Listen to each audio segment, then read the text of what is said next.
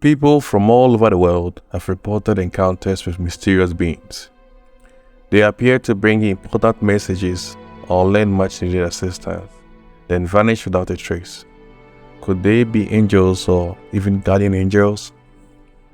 Some of the most fascinating and uplifting stories of the unexplained are those that people perceive as being miraculous in nature. Sometimes they take the form of answered prayers or are interpreted as the actions of guardian angels.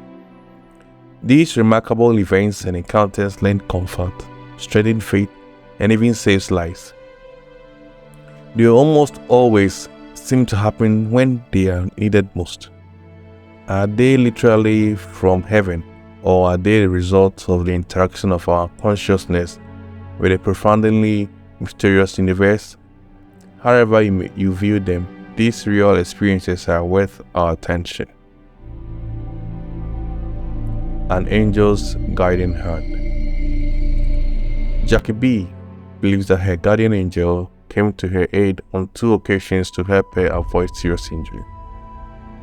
According to her testimony, she actually physically felt and heard this protective force. Both encounters happened when she was a child of kindergarten age. The first experience took place at a popular sledding hill, where Jackie was enjoying a day with her family. The young girl decided to try sledding down the steepest part of the hill. She closed her eyes and started down.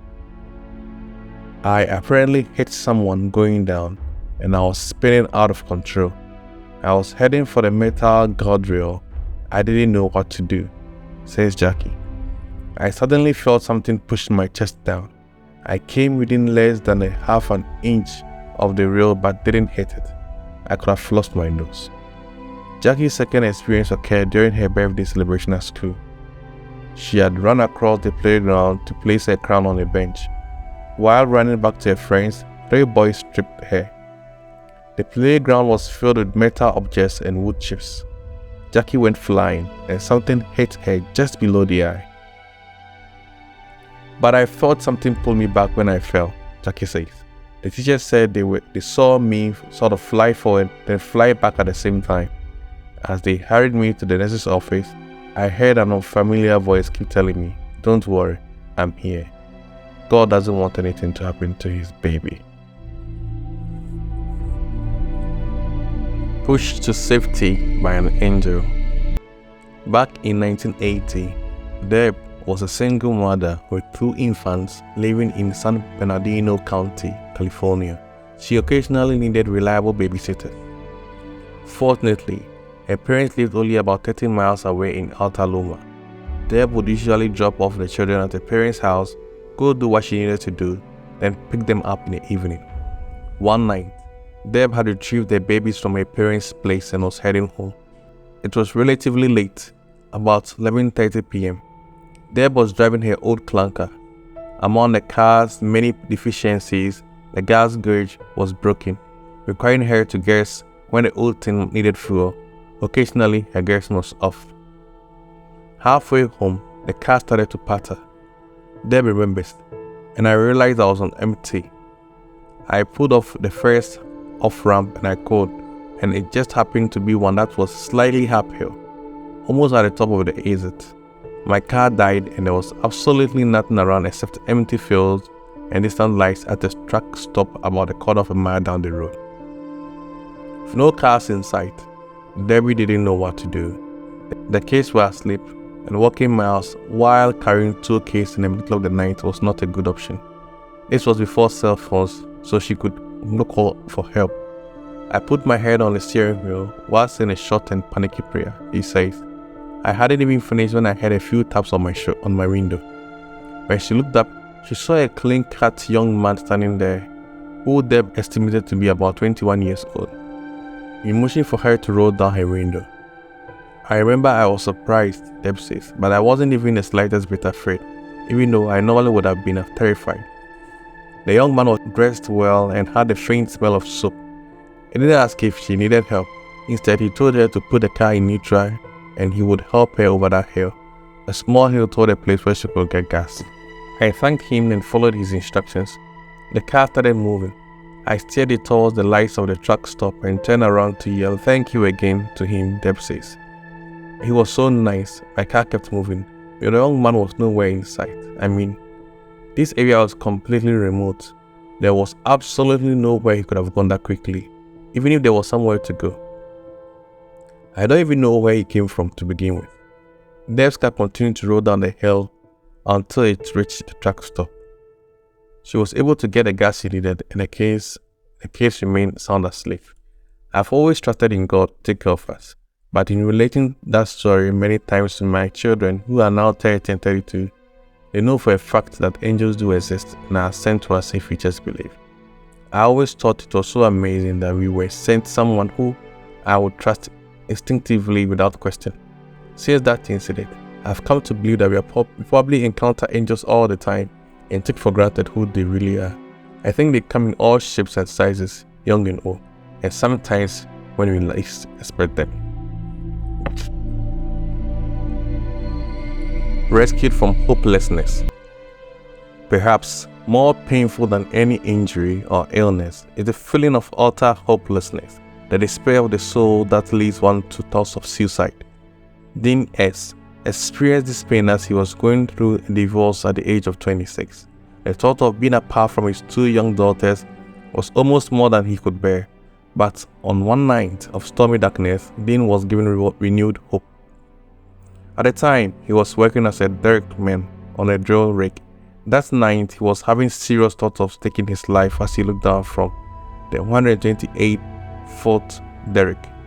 My family and I have strong beliefs in Jesus, but it was hard not to contemplate suicide, recalls Dean.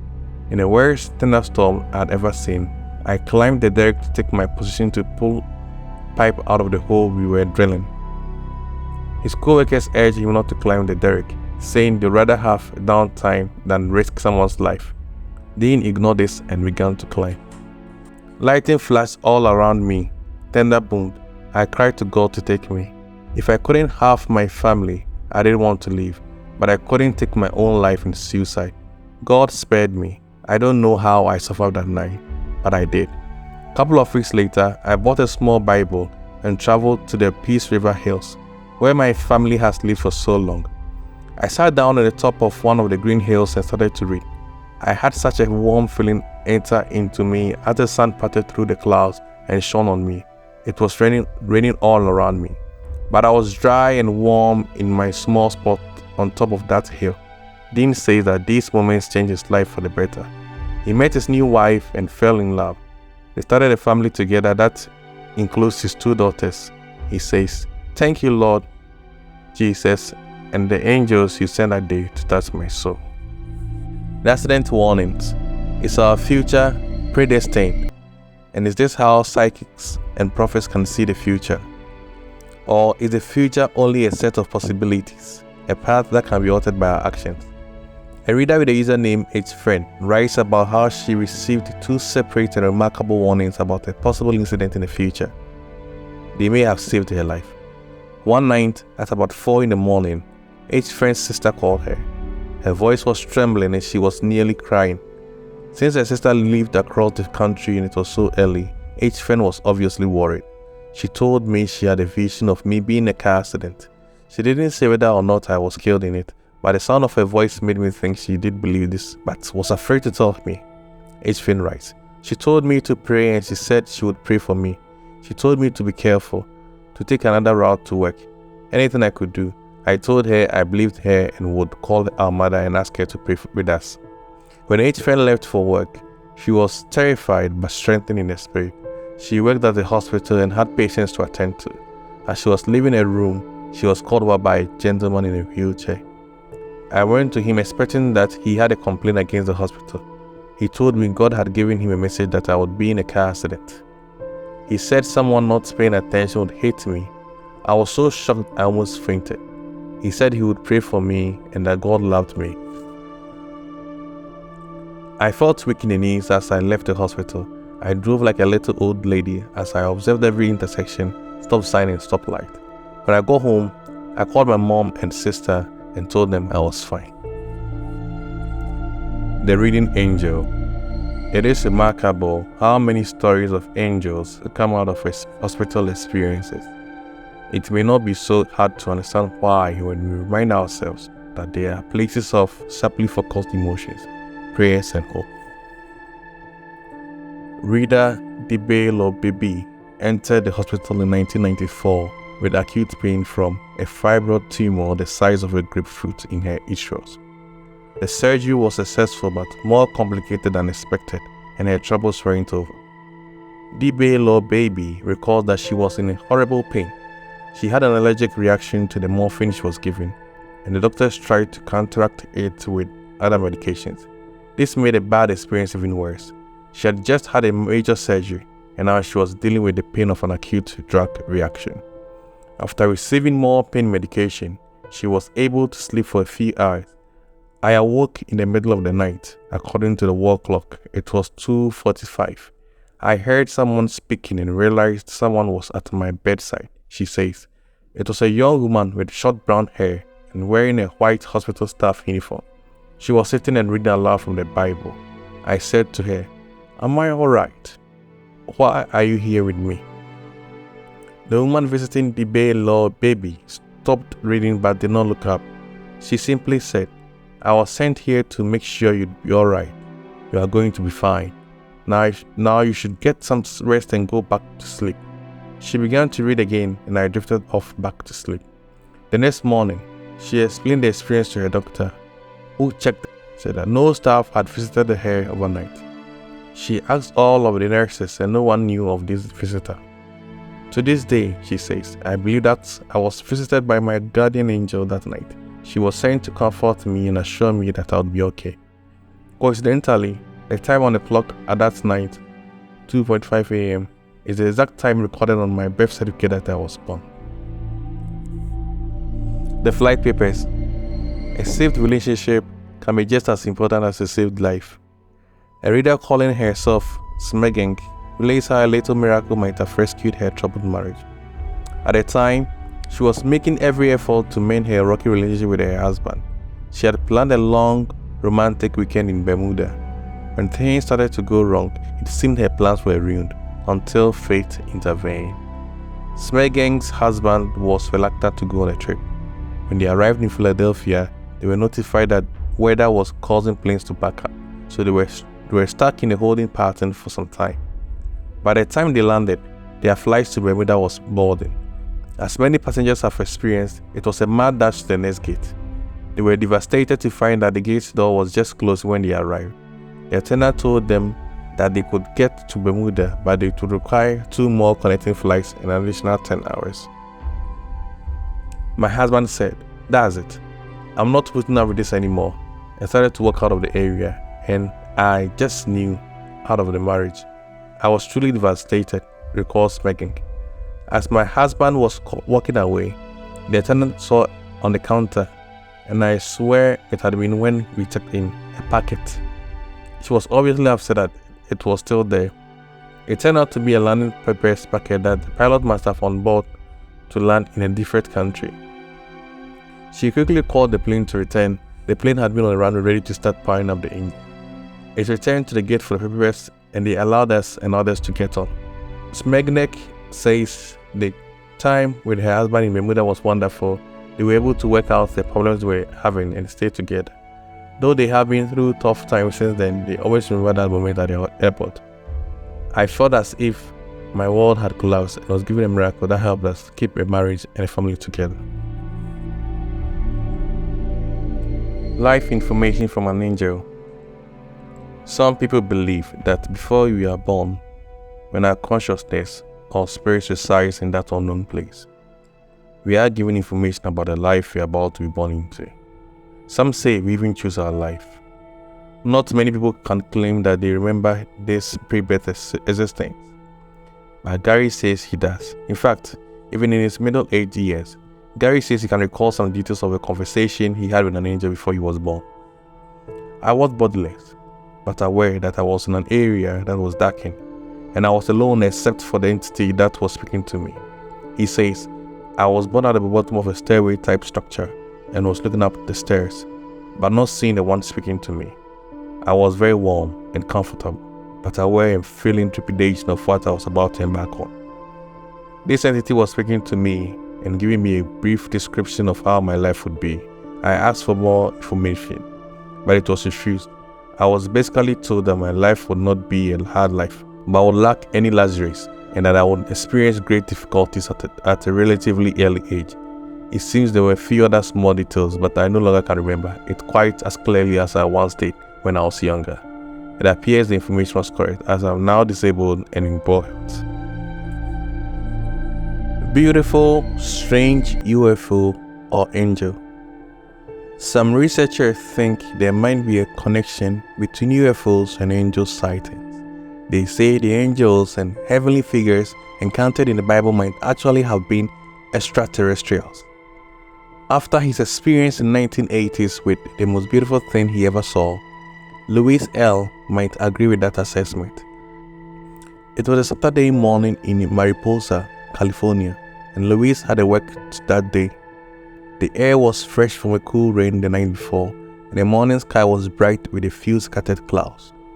I was heading out to my car in a parking lot of the apartment complex where I lived, and when I noticed someone kneeling next to my car, Louis says, the person saw me and quickly stood up, holding a crowbar.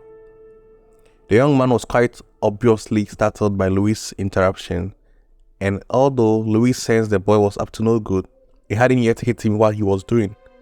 Then Louis looked through the passenger window of his car and saw that the steering wheel column had been stripped off its cover. He realized that the young man was trying to steal his car. I asked him what the hell he was doing. Louis recalls, he gave me a lame story about his friend's car being stolen last night and that my car looked like his friend's car, and so on. I didn't want to hear it. I told him I was going to call the police, which I did on my cell phone. Louis dialed 911 and gave the dispatcher the address. He told the would-be thief that the police were on their way and warned him not to leave.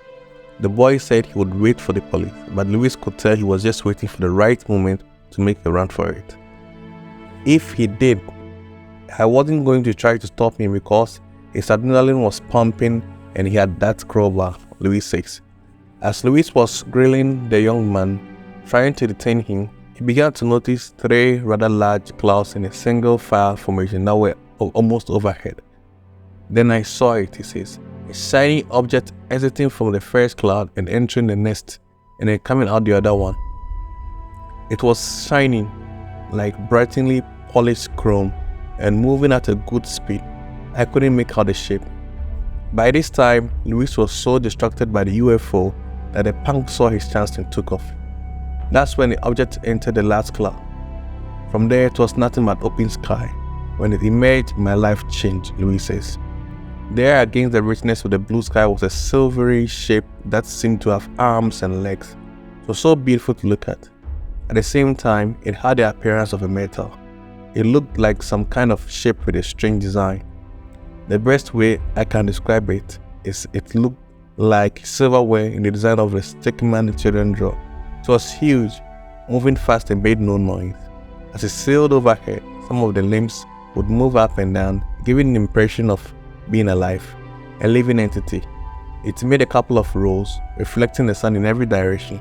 Just beautiful. Oh my God, beautiful. As it started to fade away from my view, I found myself short of breath and with tears running down my cheeks. It had that much effect on me. I began thinking maybe that's what an angel looks like. Maybe not. Angel money.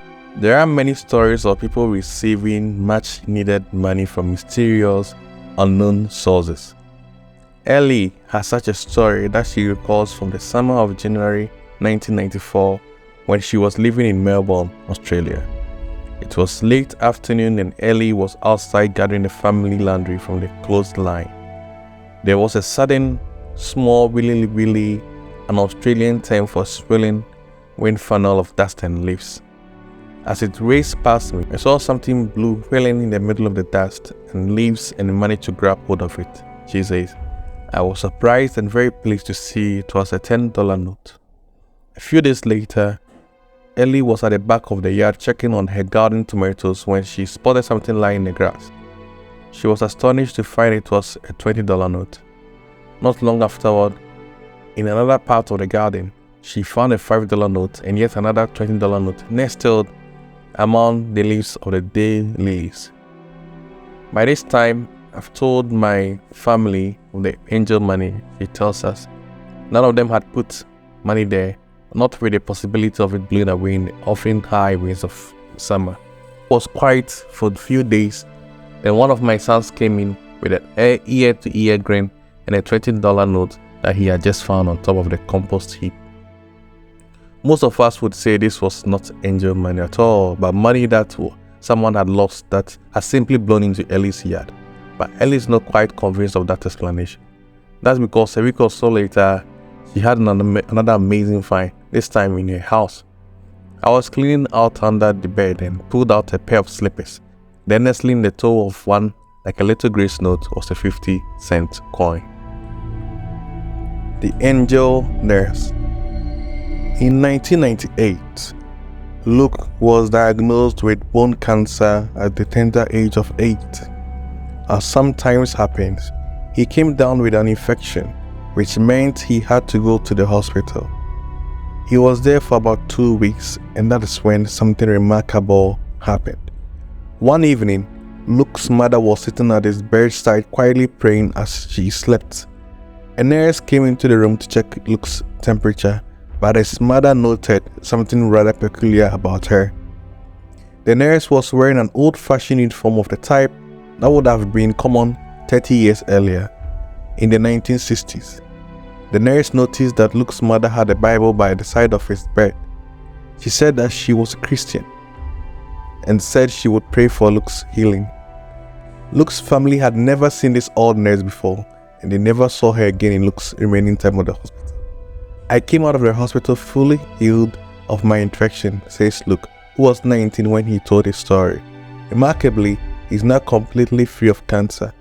My mom believes this nurse could have been a guardian angel coming down to give my mom some hope. Luke says, if she wasn't an angel, why would she be wearing 1960s old-fashioned nurse clothing?